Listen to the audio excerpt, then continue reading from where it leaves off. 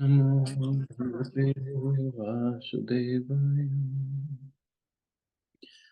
Om Namo Bhagavate Vasudevaya. Narayanam Namaskritya Naram Chaiva Narottamam Devim Saraswatim Vyasam Tato Jayamudiriye. Nashtaprayeshu Bhadreshu Nityam Bhagavate Sevaya. Bhagavati Uttam Shloke Bhaktir Bhavati Naistiki. So continuing with the discussion on Srimad Bhagavad Gita as it is, chapter 12, devotional service, text number 10 onwards. So Krishna gave different paths or different ideas to Arjuna. How, if it first is to fix your mind on me, cannot do that, then follow the regulative principles of devotional service. If you cannot do that,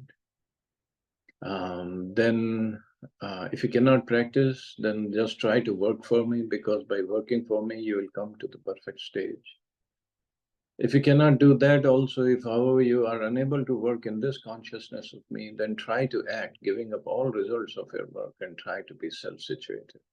If you cannot even do that, engage yourself in the cultivation of knowledge. Better than knowledge is meditation, and better than meditation is renunciation of the fruits of action. And renunciation of fruits of action means do some charity work, give some charity. So it's not like only your mind think of me, otherwise you're no good, get out of here, you go to hell forever. No. He gives processes so we can make gradual progress. And everybody's consciousness is not at the same level, obviously not. And even he doesn't even force that you have to perform these regulatory principles of devotion service. No force. Sanatan Dharma or Vedic Dharma means no force. You have to make progress on your own, because developing love for Krishna cannot be forced. It has to come from within, and the person has to work on it himself. Text 13-14. Adveshta sarva bhutanam maitra karuna evacha nirmamo nirahankara sam dukha sukha kshami santushta satatam yogi yatatma drida nishchaya mai arpit mano buddhiryo madbhakta same priyahan. One who's not envious, but is a kind friend to all living entities, who does not think himself a proprietor, and is free from false ego, who is equal in both happiness and distress, who is tolerant, always satisfied, self-controlled, and engaged in devotional service with determination. His mind and intelligence fixed on me. Such a devotee of mine is very dear to me. See, so many qualities a devotee has, or he should have. One who is not envious, but is a kind friend to all living entities, not just human beings, all living entities. Who doesn't think himself a proprietor, means always in a mood to serve. Let's see what Prabhupada says. Coming again to the point of pure devotional service, the Lord is describing the transcendental qualities of a pure devotee in these two verses. A pure devotee is never disturbed in any circumstances, nor is he envious of anyone. Is not disturbed in any circumstance. Means, so if we think, oh, I'm not a pure devotee because I get disturbed, yes, we should know we are not pure devotees, but we have to work towards it. And this is the goal. These are the qualities when one should introspect in himself. How much tolerance I'm developing. If I don't have any, how much am I developing? Nor is he envious of anyone. Enviousness, and that is Actually, that is the most dangerous anartha one can have. And even in devotional circles, we become envious of other devotees. Why he has this, whether quality of doing katha or kirtan or some service or whatever, there's so many services. Why he does it better than I do? That is enviousness. And then when we act on it and try to put down that devotee, that is even worst. Or if he is more popular than I am, and I try to put him down, so he is not popular. Whether I get the fame or not doesn't matter. I just want to bring him down, whichever way possible. That is even worst.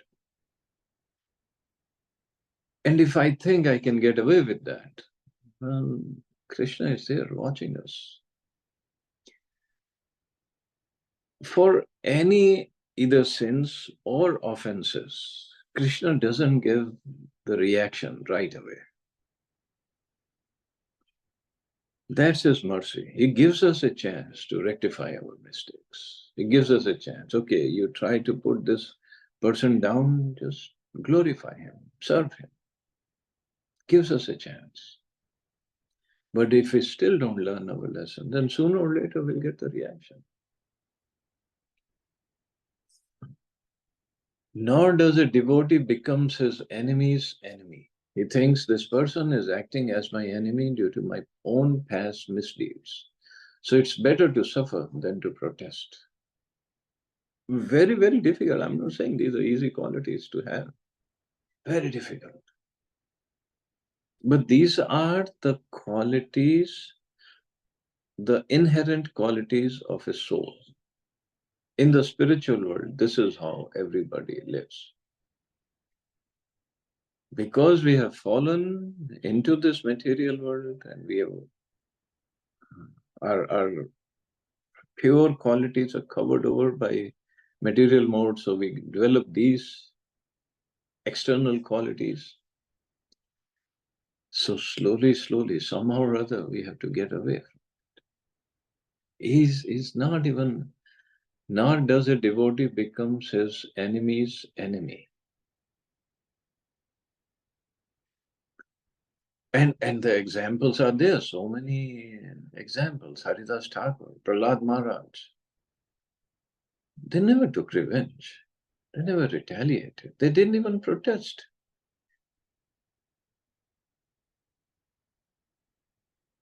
And actually, these pastimes or activities of devotees, pure devotees, it's very hard to understand. And this screens out those who have faith and those who don't have faith. Because those who don't have faith, they will look at it. If a devotee is suffering, oh, why didn't Krishna save him? Why didn't he save himself? What is the use?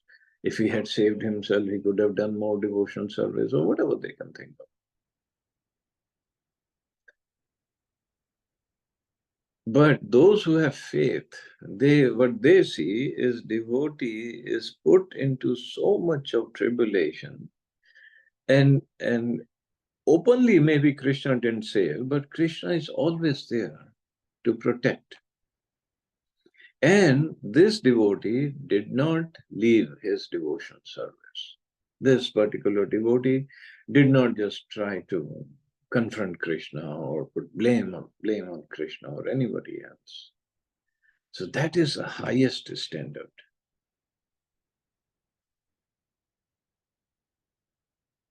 Here we are talking in the battlefield. Krishna is giving this knowledge. You are not supposed to be your enemy's enemy. And Arjuna is going to kill people after Bhagavad Gita is over, or after he learned the lessons of Bhagavad Gita. but not through animosity, as a service to Krishna. Of course, it's difficult for us to understand what is my service to Krishna, but we try to follow this as far as possible and even beyond. It's difficult. I'm not saying it's so easy, like Prabhupada wrote it because this is his realizations or his ecstasy. How much we can follow, and we have to follow, we should follow, because this is what Krishna says, that devotee of mine is very dear to me. So it's up to us whether we want to be dear to Krishna or we want to be just prolong our stay here in the material world.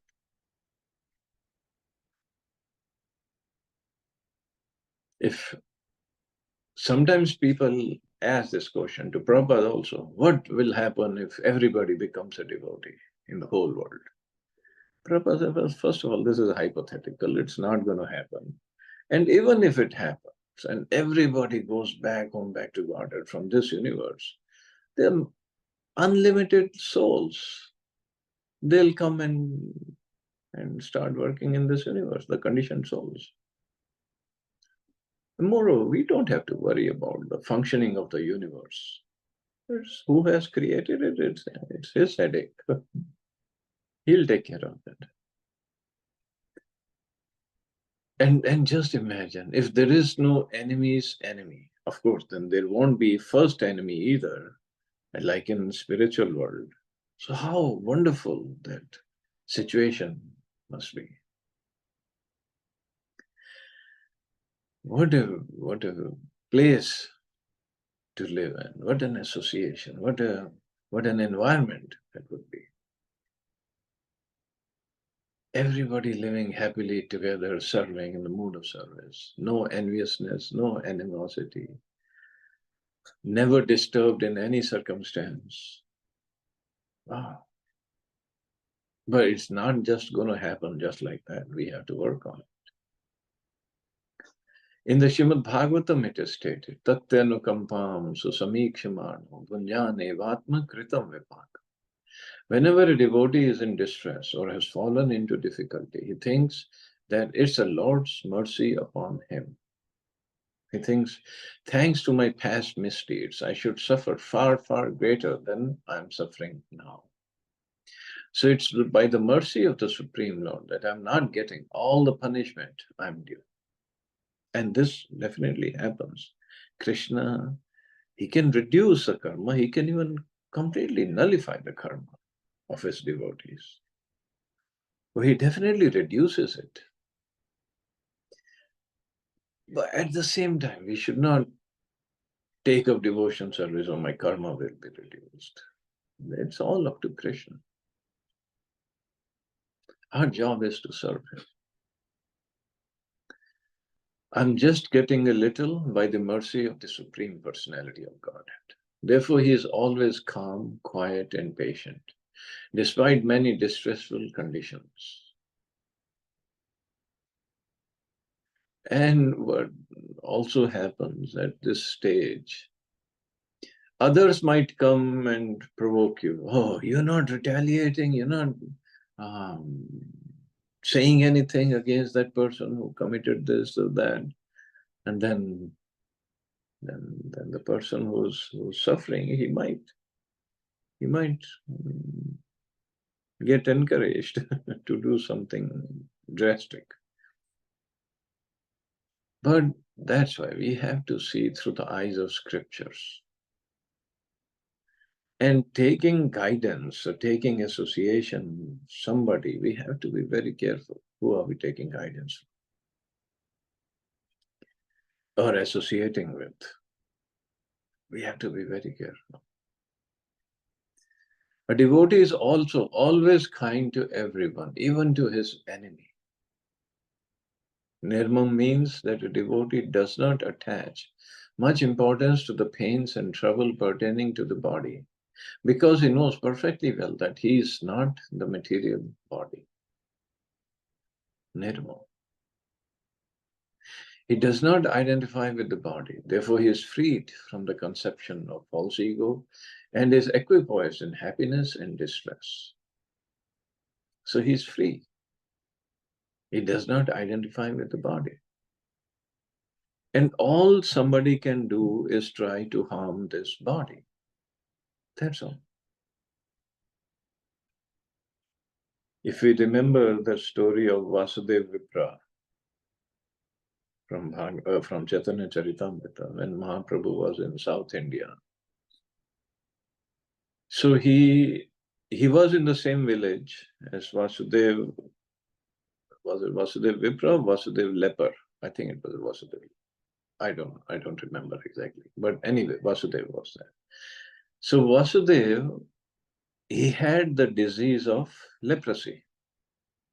And there were insects. He had wounds all over his body, and the insects were in those wounds, because insects, they were getting their nourishment from those wounds. And this was the Mahaprabhu was in the village, and then Mahaprabhu left without seeing Vasudeva.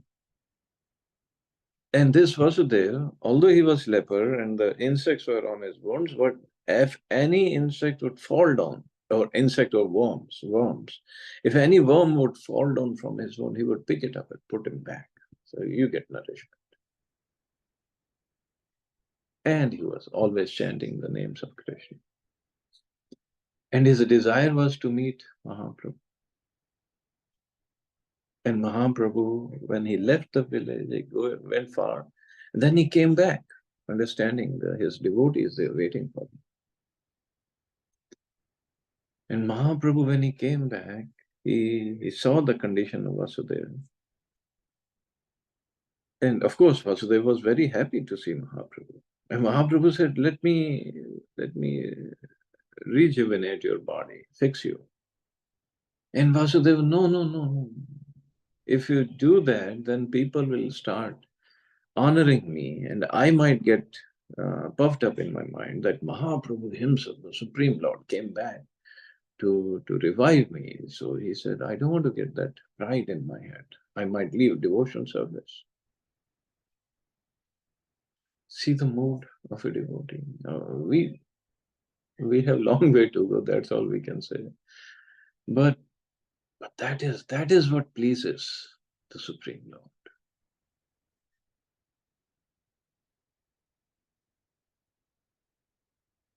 So he doesn't even give much importance to the pains and trouble pertaining to the body, because he knows perfectly well that he is not the material body. He does not identify with the body. Therefore, he is freed from the conception of false ego and is equipoised in happiness and distress. He is tolerant and he is satisfied with whatever comes by the grace of the Supreme Lord. He does not endeavor much to achieve something with great difficulty. Therefore, he is always joyful. He does not endeavor much.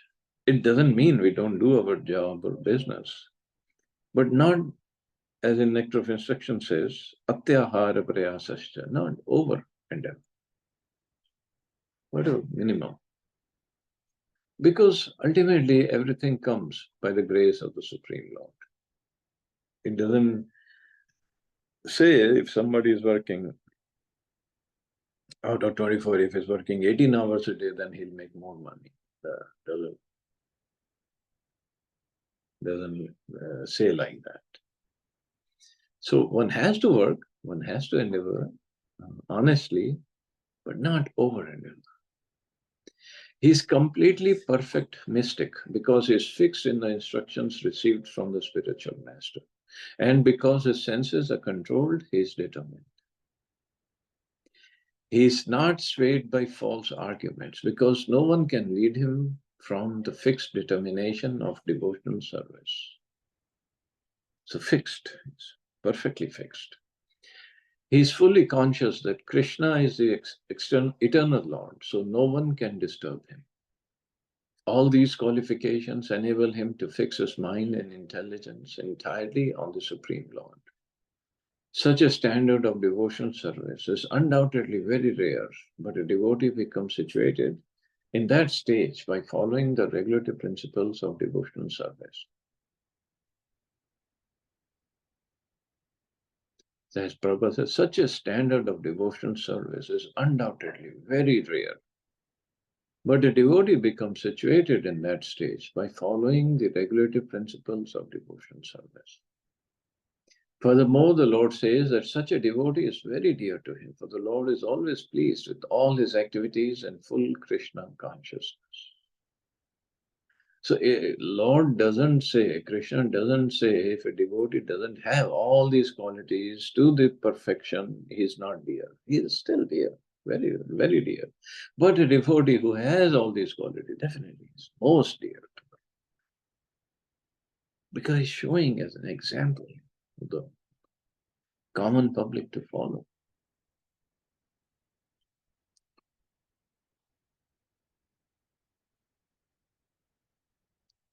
Further, Krishna says, Yasman no dvijate loko, loka no dvijate chaya, harshamarsh bhayodvega, mukto yah sacha me priyaha.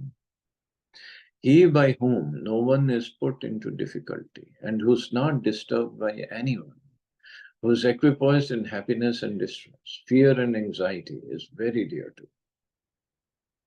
He by whom no one is put into difficulty, and who is not disturbed by it.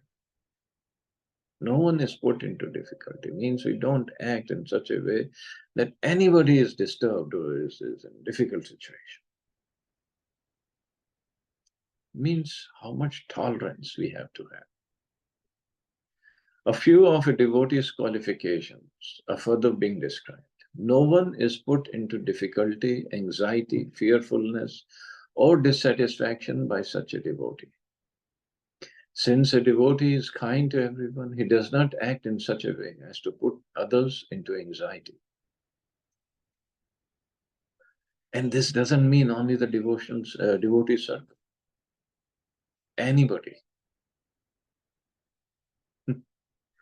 At the same time, if others try to put a devotee into anxiety, he is not disturbed. It's by the grace of the Lord that he is so practiced that he is not disturbed by any outward disturbance. Actually, because a devotee is always engrossed in Krishna consciousness and engaged in devotional service, such material circumstances cannot move him.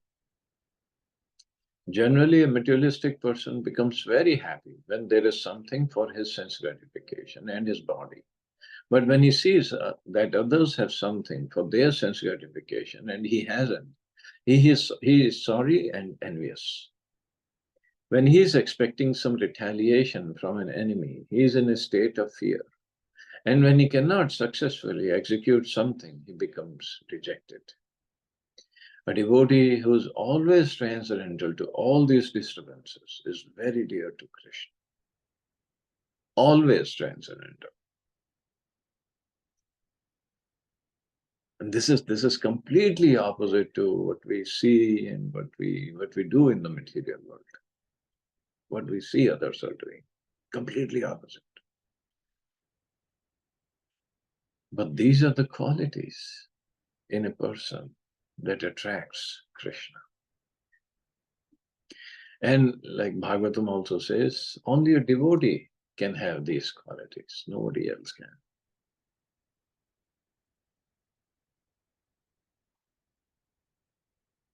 Further, Krishna says, Anapeksha shuchirdaksha udasino gatvyatha sarvarambha parityagi yog mad bhakta same priyaha.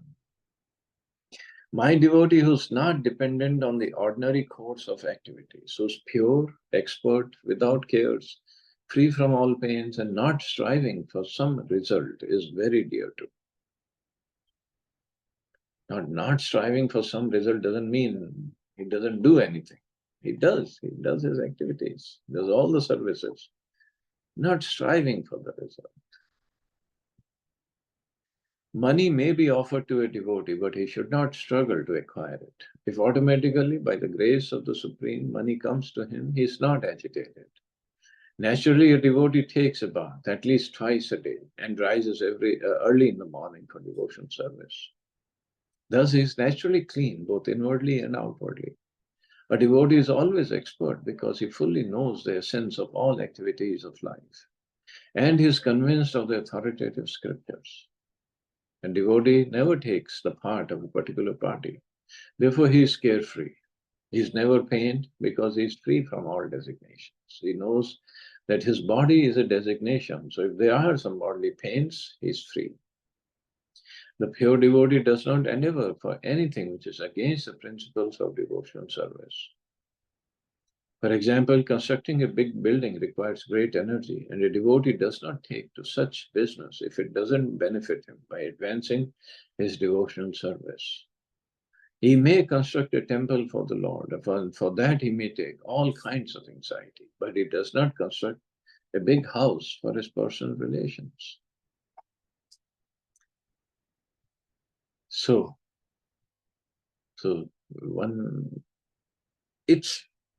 it's not like if I don't construct a big house for myself, I become a great devotee. No.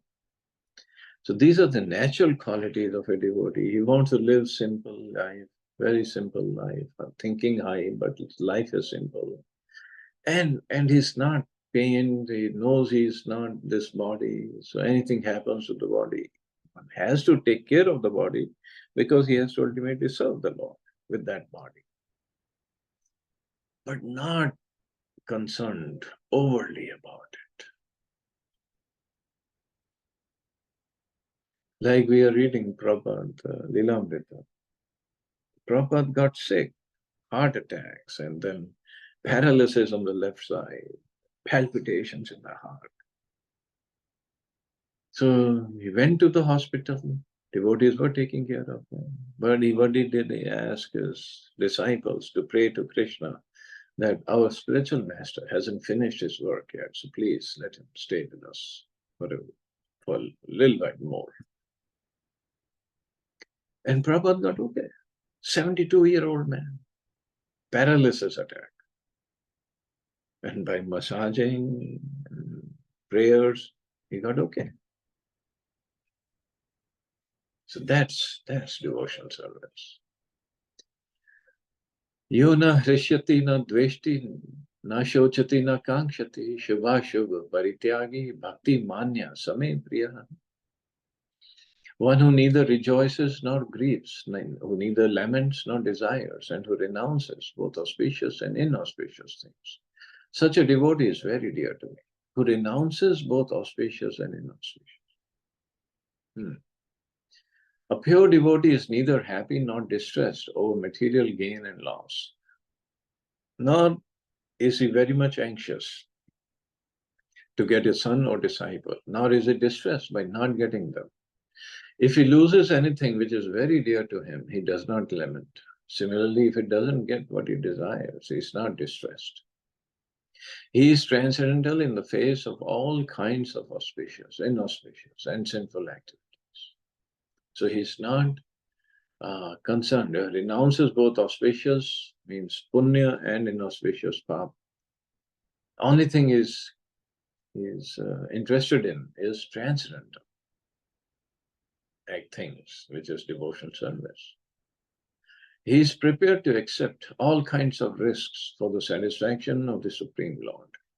Nothing is an impediment in the discharge of his devotional service. Such a devotee is very dear to Krishna.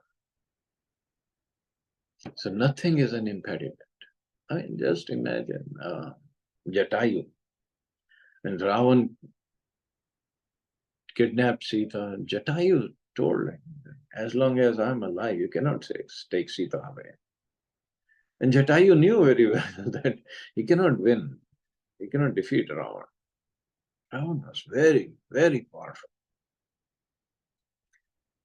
But he still performed, he still tried to hurt Ravan, to kill Ravan.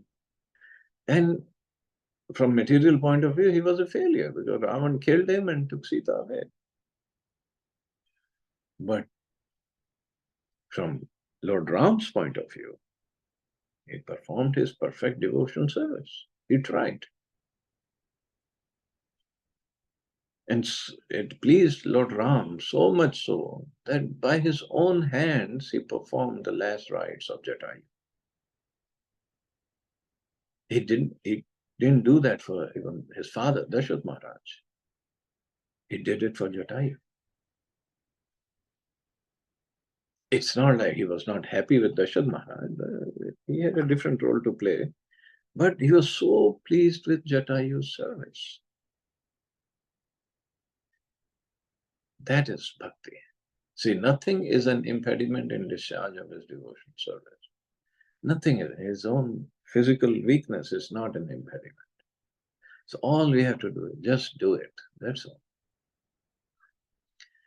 Sama shatro cha mitre cha tatha mana apamanayam shitoshna sukh dukkheshu sama sangha vivarjita tulya ninda stutir moni santushto yena kenachit aniketa sthirmatir bhakti man me priyo naraha. One who is equal to friends and enemies, who is equipoised in honor and dishonor, heat and cold, happiness and distress, fame and infamy, who is always free from contaminating association, always silent and satisfied with anything, who doesn't care for any residence, who is fixed in knowledge and who is engaged in devotional service. Such a person is very dear to me. A devotee is always free from all bad association. Sometimes one is praised and sometimes one is defamed. That is the nature of human society. But a devotee is always transcendental to artificial fame and infamy, distress or happiness. He is very patient. He does not speak of anything but the topics about Krishna. Therefore, he is called silent. Silent doesn't mean that one should not speak. Silent means one should not speak nonsense. One should speak only of essentials, and the most essential speech for the devotee is to speak for the sake of the Supreme Lord. So in Kumbh Mela, when we are going, sometimes, or I have seen that Babaji, maybe he'll come again. He doesn't say anything. He's very old, and whatever he has to say, he writes on a slate. So Prabhupada, when he was at Kumbh Mela, he also heard of one Babaji who doesn't speak. Prabhupada said, it's better he doesn't speak any nonsense. Whatever he's going to speak, it's going to be nonsense anyway. So better he doesn't speak. So really, silence is not speaking anything which doesn't serve Krishna. So silent doesn't mean don't speak at all. Krishna has given us this tongue to speak and to taste. But speak about Krishna, taste Krishna Prasada. There's a reason these organs are there. A devotee is happy in all conditions. Sometimes he may get very palatable foodstuffs, sometimes not, but he is satisfied. Nor does he care for any residential facility. He may sometimes live underneath a tree, and he may sometimes live in a very palatial building. He is attracted to neither.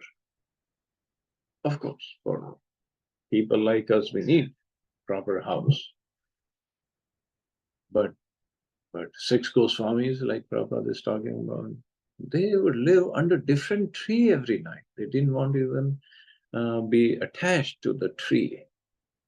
And earlier, like Rup Sanatan Goswami, they were ministers in the government. And Raghunath Das Goswami, how rich he was.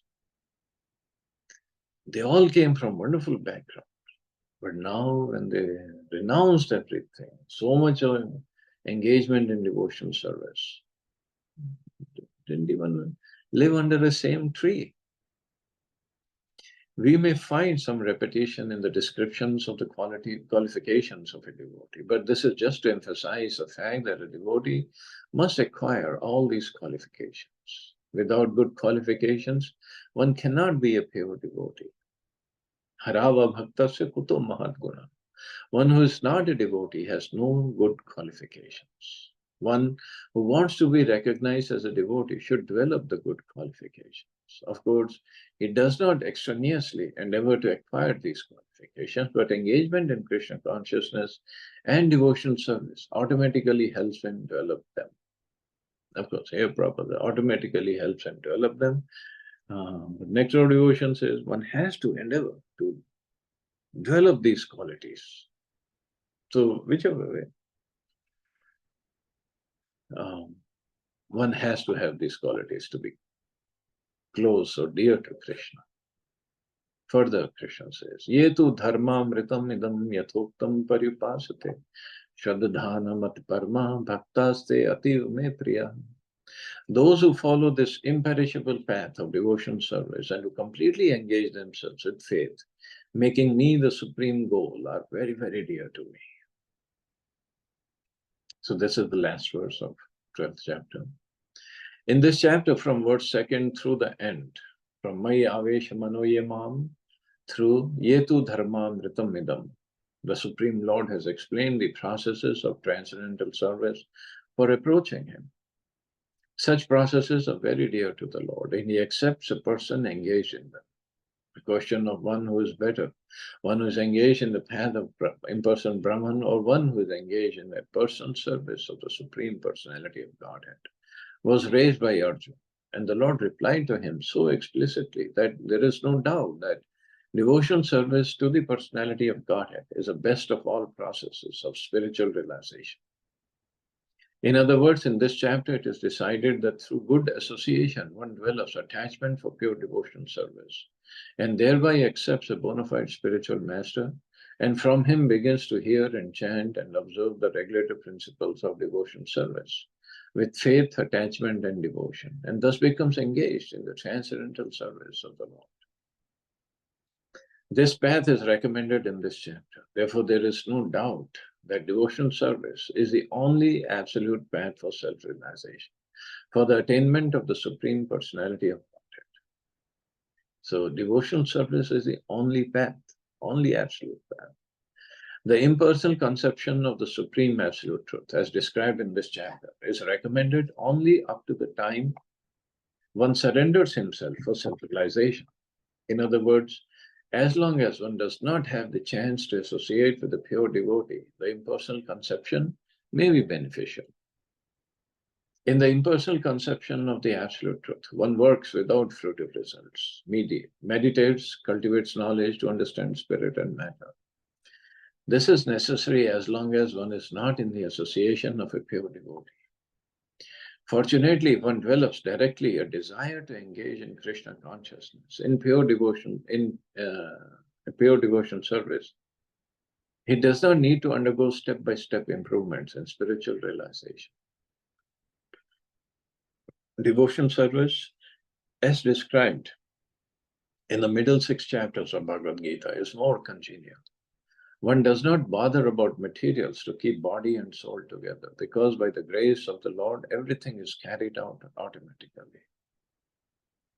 And even if one bothers, one does so much, whether to make money, works hard, cheats,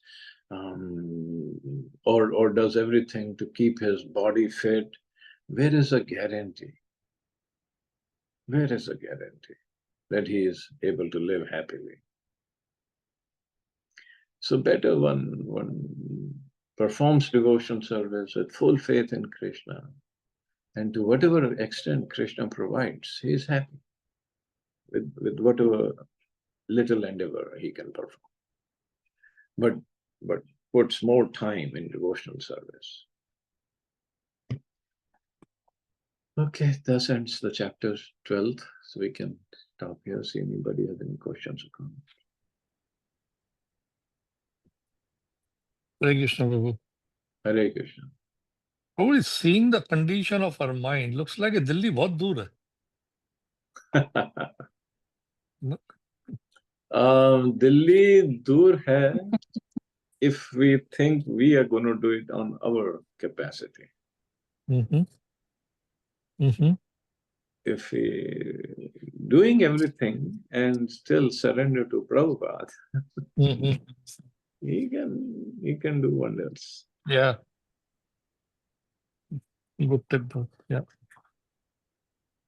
But at the same time, we have to do this introspection all the time.